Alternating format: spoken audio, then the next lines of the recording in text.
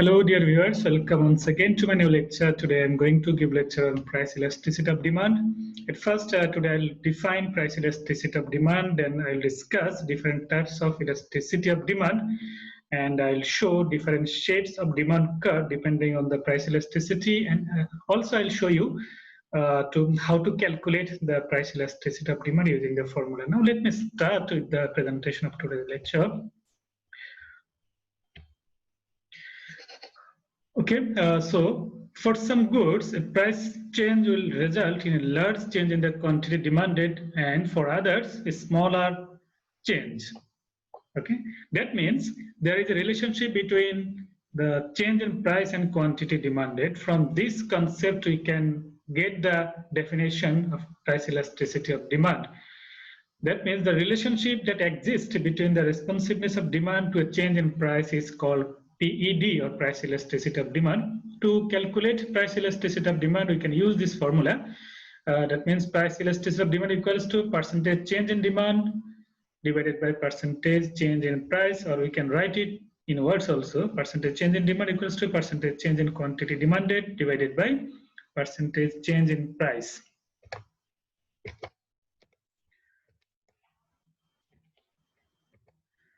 Now let me show how to calculate PED.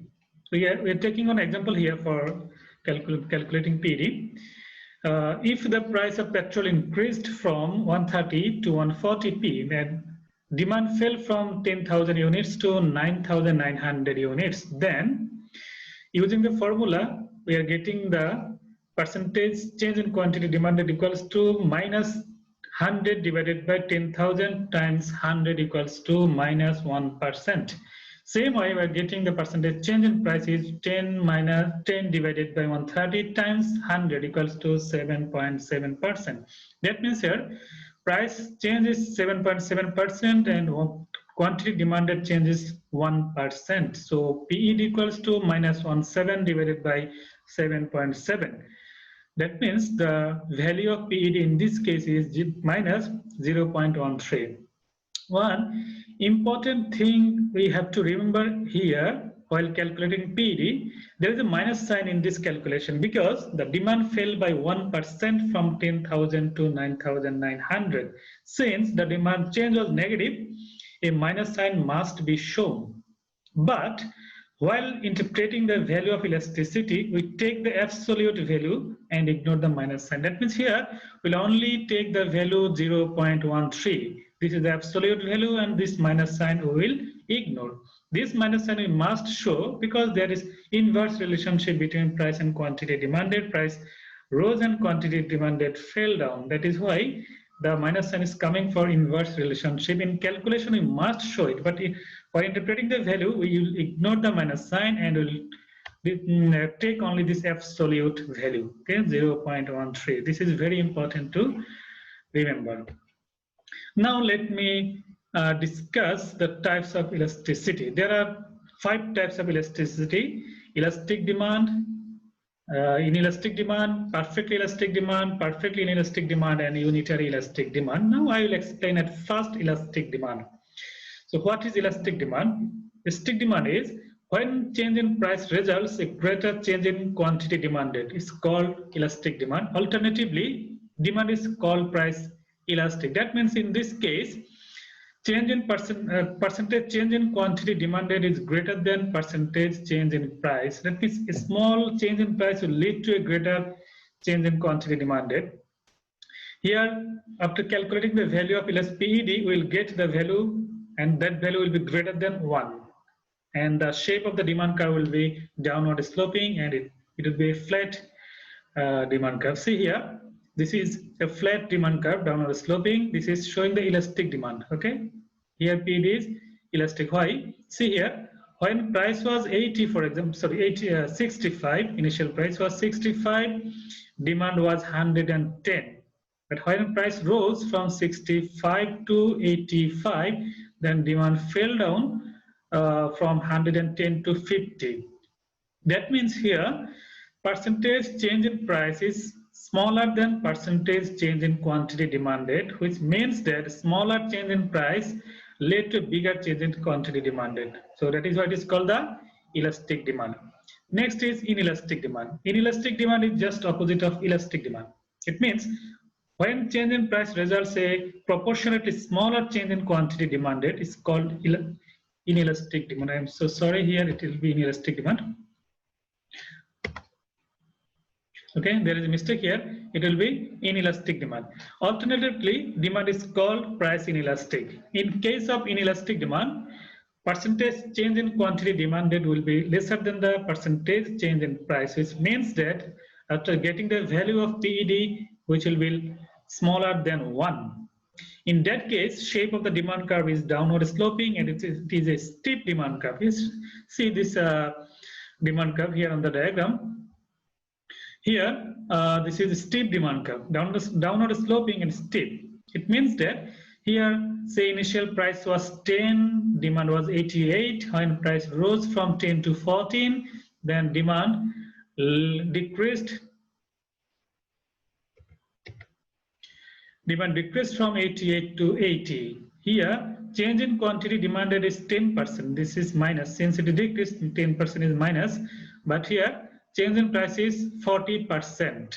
This plus. It says price increased, so it is 40% plus, and since demand decreased, it is minus 10% minus. So here, quantity demanded, change in quantity demanded is lesser than the change in percentage change in price. So this is called the inelastic demand. Means for inelastic demand, it's a bigger change in price will lead to a smaller change in quantity demanded, which is known as insignificant change in demand. But for elastic demand, the demand change will be considered as significant change. Now let us discuss the perfectly elastic demand.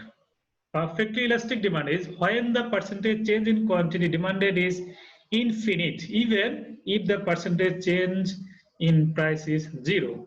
The demand is said to be perfectly elastic. That means there is endless demand at any given price. So here, for this perfectly elastic demand, there is no change in price. Price will remain same at any quantity demanded. So here price is fixed, P1. Since here there is no change in price, so percentage change in price will be 0. And since quantity is changing, so when we calculate the value of PED, we'll not get any value. That means value will be infinity. Okay, or unidentified. That is why for perfectly elastic demand, value of PED is infinity. In that case, shape of the demand curve is parallel to the horizontal axis. Okay, so this is a demand curve which is parallel to the horizontal axis. So for perfectly elastic demand curve will be parallel to the horizontal axis. That means for at any given price, demand could be any amount. It could be 0 also. Okay. When price is P1, demand could be 0, demand could be Q1, demand could be Q2, Q3, and so on. That means here there is no change in price, and quantity change is not related with the change in price. Quantity may change for any other reason at the given price. So shape of the demand curve will be perfectly elastic, and it is horizontal. Shape of the demand curve is horizontal. Now let us move to the perfectly inelastic demand. Perfectly inelastic demand is where a small increase or decrease in the price of a product will have no effect on the quantity demanded of that product. That means quantity demanded will remain unchanged in response to the change in price. In case of perfectly inelastic demand, no change in quantity demanded and the value of PED is 0. Shape of the demand curve is vertical. Look at this diagram here. Here, there are different prices shown, P3, P2, P1, but quantity shown is only Q. Let us start from P1. When price is P1, quantity demanded is Q. When price fell down from P1 to P2, still quantity is Q. If price falls again from P to P3, then still quantity is Q. That means the quantity demanded remains same for any price. At any given price, quantity demanded will remain same, no change in quantity demanded. That means price change has no impact at all on quantity demanded. In that case, demand curve will be vertical and value of elasticity will be 0. So this is called the perfectly inelastic demand. Next is unitary elastic demand. When the responsiveness of demand is proportionately equal to the change in price is called unitary elastic demand. That means in case of unitary elasticity, at any given percentage change in price leads to an equal percentage change in quantity demanded. In case of unitary elastic demand, percentage change in quantity demanded is equal to percentage change in price, and value of PED is 1. In that case, the shape of the demand curve will be downward sloping. Now look at this diagram here. Here, say for example, our initial price is P1 and quantity demanded is Q. Now, if price falls from P1 to P star, quantity will rise from Q to Q star. See here, the percentage change in quantity demanded is equal to percentage change in price. Okay, so how much price is changing, that much demand is changing. Increase or decrease, it depends. All right, so important thing is it's proportionately equal, change is equal. That is why value of PED in this case is 1. So it is called the unitary elastic demand. Now let us discuss the factors which will affect the PED. That means what would be the shape, type of the PED. It depends on different factors. Those factors are availability of substitutes, degree of necessity, percentage of income spent on the product, and time. Let me explain at first the availability of the substitute. Goods that have lots of cross substitutes will tend to have elastic demand. This is because consumers can easily switch from one product to another. In contrast, if there are few or no real substitutes for the product, demand will be inelastic. That means if there are substitutes of the product, demand will be elastic. If there is no substitute, demand will be inelastic of the product. Now, degree of necessity. Goods that are essential will have inelastic demand. This is because if prices of essentials such as food or fuel rise, consumers cannot reduce the amount they purchase significantly. If a product is habit forming, it may become necessity and will have inelastic demand. That means the product which consumers are using due to the habit and for the necessity, those products have inelastic demand. In contrast, goods that are not essential are considered also luxurious and will have elastic or more elastic demand. Now, proportion of income spent on the product. If consumers spend a large proportion of their income on a particular product, demand will be more elastic. To make it easy, we can take an example here. If income of an individual is 1,000 US dollar, for example, and price of one flat screen television is 400 US dollar, then consumer has to spend a larger proportion of his income to purchase the television. In this case, demand for television is elastic since here proportion of income spent on this product is large. In contrast, demand for products that cost very little in relation to income is more inelastic. That means if proportion of income spent on the product is less, then demand will be inelastic. To make it easy, let's consider the following example. If price of a cup of coffee is $1, for example, very small proportion of total income US dollar 1,000. Hence, demand for coffee is inelastic. Next is time. In short run, time we can divide into two parts, short run and long run. In short run, goods have inelastic demand because consumers need time to find substitutes when prices of the products rise.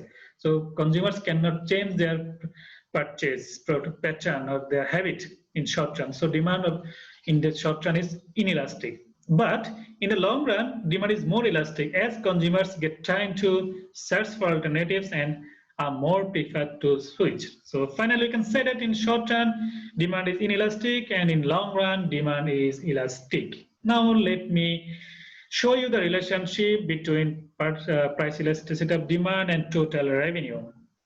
The effect of price changes on total revenue for different price elasticities are summarized in the following table. Look at this table here. In this table, we showed the price type of the elasticity, and we showed the value of the elasticity, and what will happen if price changes on the effect on total revenue. At first here, inelastic. If demand is inelastic, in that case, value of elasticity will be less than 1.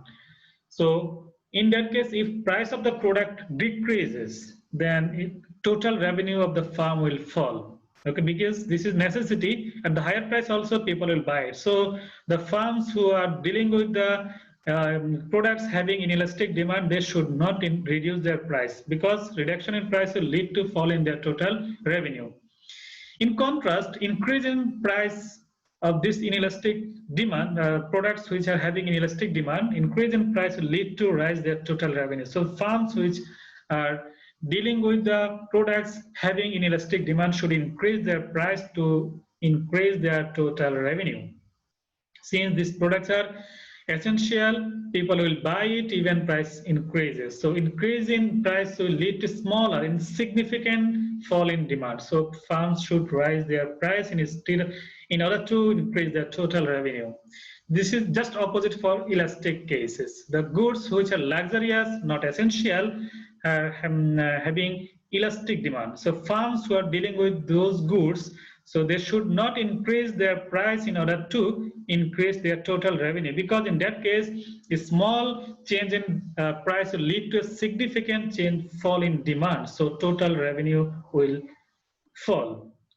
So in that case, to increase the total revenue, firms should decrease their price, because a smaller decrease in price will lead to significant increase in demand. So for elastic or luxurious products, firms should decrease their price in order to increase their total revenue. This is all about today's lecture.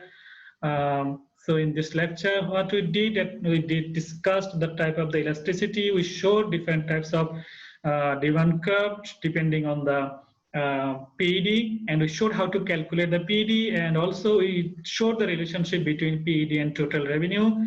So this is all about today's lecture. Thank you very much for joining the class and remaining attentive. Thank you very much once again.